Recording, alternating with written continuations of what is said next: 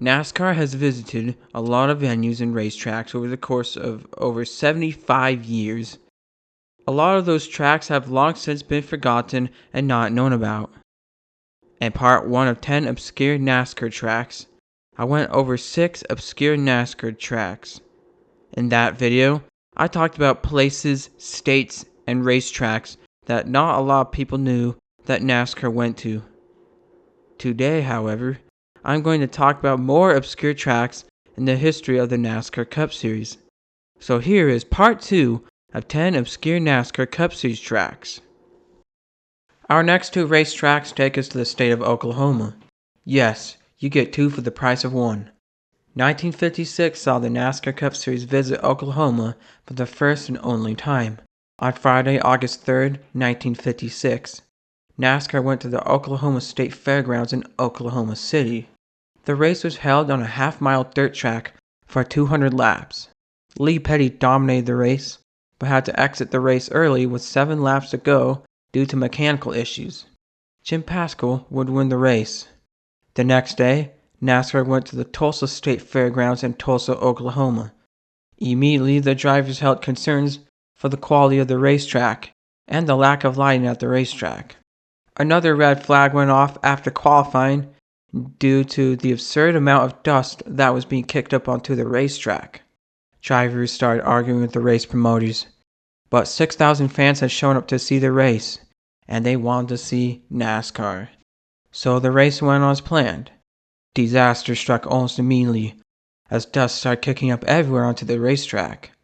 Drivers John Shipper and Jack Zink crashed early, and a few other drivers had mechanical issues and had to quit the race. It got so bad that drivers could not even see a yard ahead of them because of all the dust that was being picked up. By lap 34, driver Lee Petty was 2 laps down and had enough. He went down pit road, got out of his car, and went over the racetrack to where the flag stand was, and got to where the flagman was, and started fighting with him. Lee Petty eventually prevailed and flew the red flag, signaling the end of the race.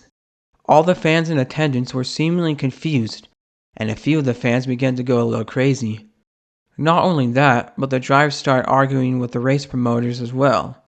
Eventually, the police were called in to detain the crowd, and all the spectators would receive a refund on their tickets. The drivers and the officials also left the facility.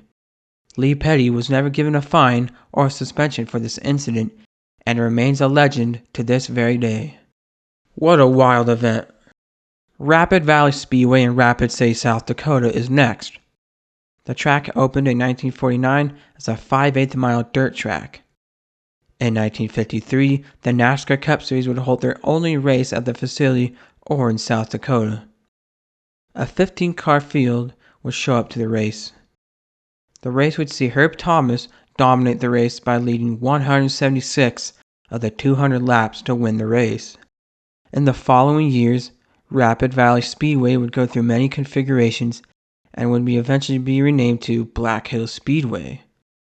Today, the track is still going on strong, having local racing events and also holding sprint car and modified races. Our next stop takes us to the state of Washington for NASCAR's lone Cup Series race in that state. The race was held at the then called Kitsap County Airport in Bremerton, Washington. Yes, that's right. NASCAR raced at an airport. The airport opened in 1936. The airport would be used in World War II and later on in the Cold War by the U.S. Navy. But that's not our main focus today. On Sunday, August 4th, 1957, the NASCAR Cup Series would race on a nearly 1-mile road course at the airport for 80 laps. Notable NASCAR stars at the time did not show up to the race for 2 reasons. 1. There was another NASCAR Cup Series race held the same day all the way over at Watkins Glen in New York.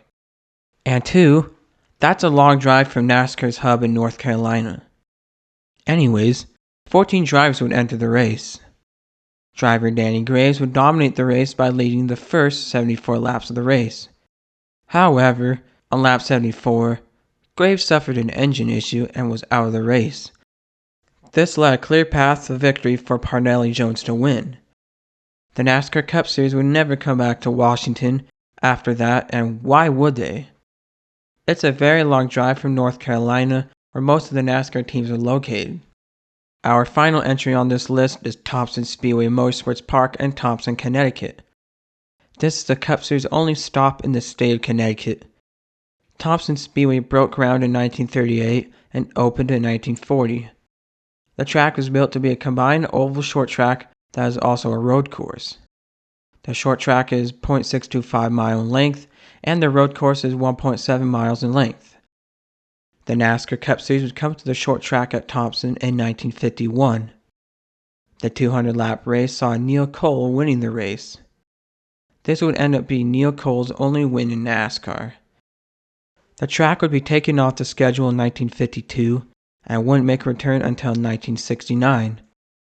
The NASCAR Cup Series would have two more races at Thompson in 1969 and 1970. Hall of Famer David Pearson won the 1969 race, and Bobby Isaac won the 1970 race. But this is far from the last time NASCAR would race at Thompson. The NASCAR K&N Pro East Series would be a staple in the schedule from 1988 to 2009, with only a one-year absence from the track in 1990. The track would later return to the schedule in 2017 and 2018. The NASCAR Wheel and Modified Tour Series has also been at the Thompson Speedway Motorsports Park for a very long time. They have had many races at the track since at least 1985 and have held races there annually except in 2021. This track is probably one of the most iconic tracks in the NASCAR Wheel and Modified Tour Series history. Today, the track is owned and operated by Donald Honing and D.R. Honing, who are the grandson and the great-grandson of John Honing, who started Thompson Speedway Motorsports Park. And there you have it. Those were 10 obscure NASCAR tracks and NASCAR Cup Series history. Tell me what you thought of the video. What other obscure NASCAR tracks did I miss? Let me know in the comments section below. I'm Calvin Fuller, and thanks for watching.